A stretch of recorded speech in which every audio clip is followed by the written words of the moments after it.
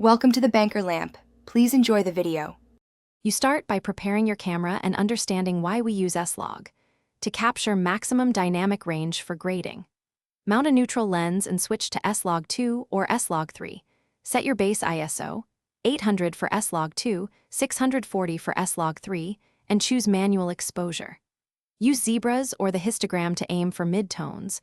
Once done, lock white balance and record in the widest color space and highest bit depth available. This gives you flat footage with the latitude needed for later correction. Now you manage exposure precisely so grading isn't fighting noise or blown highlights. You want to expose to the right subtly, up to 1.5 stops, so shadows retain detail. Make small adjustments in 1/3 or 1/2 stop increments. Monitor using a calibrated LUT preview or waveform to confirm highlights don't clip and blacks aren't crushed.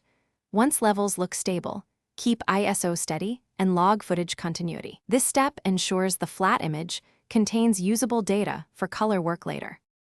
Finish by converting that flat S-Log file into a pleasing image through grading. Start with a technical DLOG or S-Log LUT to normalize contrast, then adjust lift, gamma, and gain to taste while preserving highlights. Increase saturation carefully and perform secondary color corrections. Focus on skin tones using a vector scope. If things go wrong and you see noise or banding, try lowering exposure compensation, apply temporal or spatial noise reduction, or open the aperture and reshoot when possible. Thanks for watching. If this was helpful, leave a like and consider subscribing. See you next time.